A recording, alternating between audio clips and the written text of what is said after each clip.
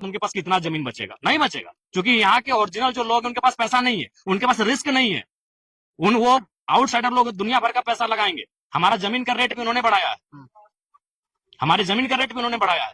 आज जितने जो बड़ी बड़ी सड़कें गुजरेंगी, आज आपको लिख के बोल दे रहे हैं, उसके बाद जो जमीन का बिक्री होगा वो आउटसाइडर लोग खरीदेंगे। इसीलिए ये नियम बिल्कुल प्रतिबंधित होना चाहिए, और नहीं तो आने वाले दिनों में आप धनबाद जाइए, ढांगी का स्थिति देखिए, ढोकरा का स्थिति देखिए, कोलाकुसमा का स्थिति देखिए।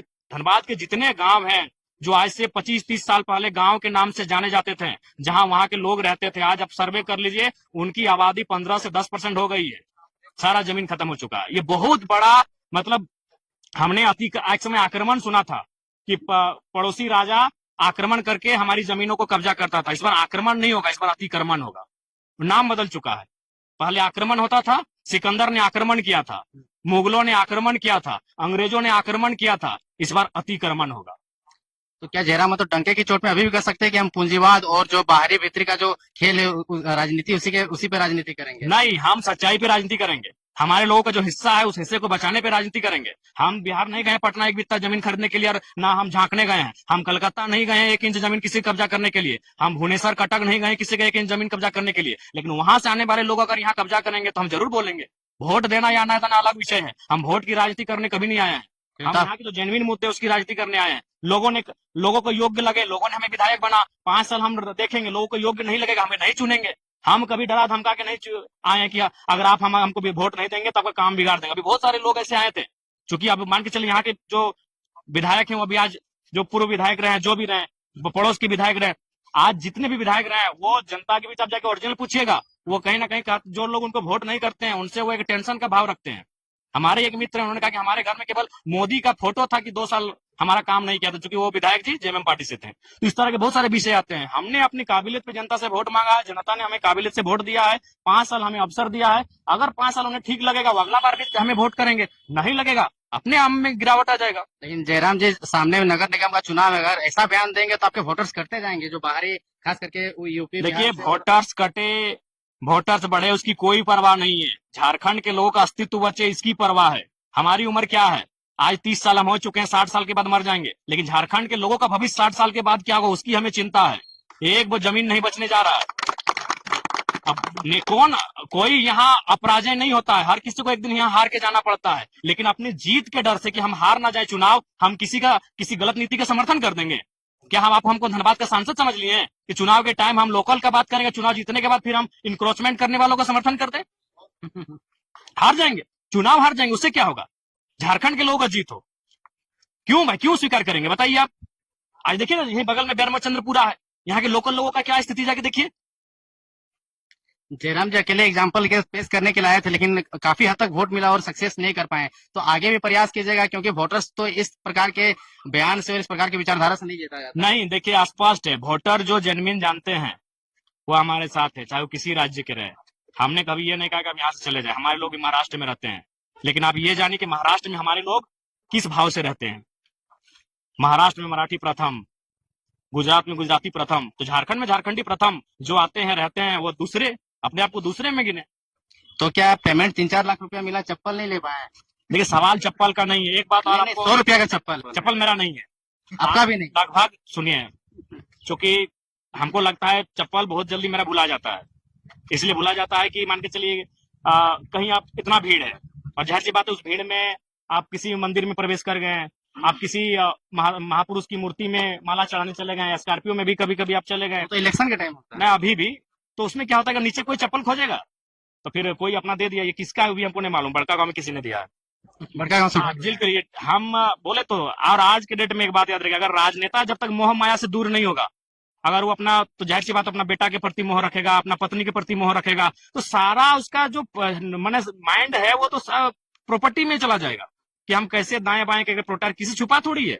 आज राजनेता जब दिन भर अपना काम करने के बाद शाम को घर जाते हैं तो ईमानदारी से बोलिए क्या चर्चा करते होंगे? यही चर्चा करते होंगे कि एनएच के सामने कौन सा जमीन बिक रहा है 5 एकड़, हम खरीद लेंगे। वो चर्चा कर रहे हैं कि कौन सा टेंडर आया है उसमें इसको इंगेज करेंगे, कौन सा कॉन्ट्रैक्टर उसमें अपना पार्टनरशिप देंगे। नेता, इस झारखंड को और देश को अगर बदलना है तो नेताओं को मोह से बाहर होना होगा। निसंदेह कुछ नेता हमारे देश में जो बड़े नेता है मोह से बाहर है, लेकिन वो कैपिटलिज्म की शरण में है। जैसे आदरणीय प्रधानमंत्री जी निसंदेह मोह से बाहर है, कि उनका परिवार नहीं है, लेकिन कहीं ना कहीं वो अडानी साहब के मित्रता के कारण आज देश को बहुत नुकसान दे रहे हैं। मोह भले ना हो, लेकिन जयराम महतो के ऊपर भी जिम्मेवारी की गाड़ी का ईएमआई भरना है स्कॉर्पियो का। अरे हाँ, ईएमआई अब ऐसा भरा जा रहा है कि लोग आके पूछ रहे हैं कि विधायक जी, महीनों का दाम भर दियो की। हाँ, कौन लोग है? पूंजीपति लोग हैं। नहीं, पूंजीपति नहीं। अरे आज ईएमआई कितना का जाएगा? 20-22 हजार का। हम्म। तो आज ऐसा नहीं कि मेरा जयराम महतो आज जाहिर सी बात वो पीएचडी तक आया है, तो इस दौरान उसके बहुत सारे मित्र बने होंगे, आज बहुत सारे मित्र जगह में होंगे, तो सक्षम है भाई। आपको अपना एक बचपन की कहानी सुना रहे हैं, बचपन का नहीं, कॉलेज टाइम का। जब हमारे मोबाइल में रिचार्ज खत्म हो जाता था, तो रिचार्ज खत्म होने से ठीक से पहले हम व्हाट्सएप में स्टोरी लगा देते थे, स्टेटस, कि हमारा रिचार्ज खत्म होने वाला है, कृपया रिचार्ज कर दें। और कौन रिचार्ज करता था हमको आज तक नहीं मालूम है। क्रेडिट नहीं लेता था करने वाला।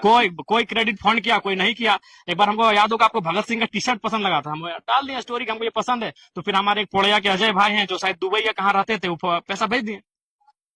तो ये बहुत मतलब प्यार है। प्यार रहेगा ही जी। अब जनता के बीच से अगर कोई नेता बन के आएगा तो प्यार रहेगा ही। हमें हमें हमसे मिलने के बाद किसी को ये नहीं लगता है कि हम विधायक से मिले हैं, उसे लगता है अपना भाई से मिले, अपना बाबू से मिले हैं, अपन नूनू से मिले हैं, अपना दादा से मिले, वो फील उनको होता है। और भी लोग हैं विधायकी करते हैं, आप जाइए उनके सामने जनता किस तरह जाती है और किस तरह से उनका व्यवहार होता है। और जयराम महतो के पास आइएगा, उनको कभी मिलने के बाद लगता नहीं कि हम किसी विधायक से मिले हैं।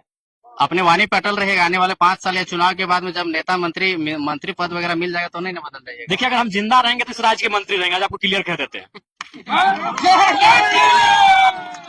हम अगर जिंदा रहे और हमारे साथ कोई साजिश नहीं रहा, तो मंत्री पद हमारे लिए बहुत मैंने बोल नहीं सकते। सुनिए, अभी हम राज्य के उप मुख्यमंत्री होते, अगर हम गठबंधन को स्वीकार कर लिए होते, 12 सीट हमें दिया था, बिल्कुल 12 सीटों का ऑफर था और डिप्टी सीएम का ऑफर था, तो हमने कहा कि नहीं, पहला चुनाव लड़ रहे हैं हम लोग, आंक लेंगे हम लोग में कितना क्षमता है। लेकिन विधायक जी, झारखंड का राजनीतिक परिस्थिति कुछ ऐसा है कि कोई सिंगल पार्टी नहीं सरकार बना सकता है। किधर जाना चाह रहे हैं? देखिए उस समय हमने प्रभात खबर के इंटरव्यू में भी कहा था कि हम अभी सत्ता और सिद्धांत की धुरी में आके खड़ा हो गए हैं। एक तरफ हमारा सिद्धांत है और एक तरफ है सत्ता। सिद्धांत व्यक्तिगत मामला है, प्रिंसिपल जो होता है वो व्यक्तिगत होता है, निजी होता है, लेकिन जो पावर होता है वो पब्लिक के लिए होता है। अब हमें ये तय करना है कि हम अपना निजी सिद्धांत को लेकर आगे बढ़े या फिर सत्ता में इसलिए आए कि पब्लिक का भला हो। इस दो असमंजस के बीच हम खड़े हैं। इसमें अभी निर्णय लेने के लिए पूरा 4.5 साल बचा है। इसमें निर्णय लेंगे, लेकिन निर्णय भी लेंगे तो जनता की भलाई के लिए। तो उम्मीद है कि गठबंधन होगा। वो भविष्य की बात है, भविष्य के गर्भ में है, देखा जाएगा। लेकिन लास्ट सवाल, आपके क्षेत्र से कोयला वेला पार हो रहा है कि नहीं? अभी तो ऐसे ही बारिश का दिन है, कोयला बंद है। अभी कोयला अगस्त में शुरू होगा। जयराम तो टकटकी निकाल लगा के बैठे हैं। नहीं, अब अभी तो लोगों पे देखिए, अभी उन लोग खुदे मैंने क्या बोलते हैं, स्ट्रिक्ट है। बोलिए। धन्यवाद।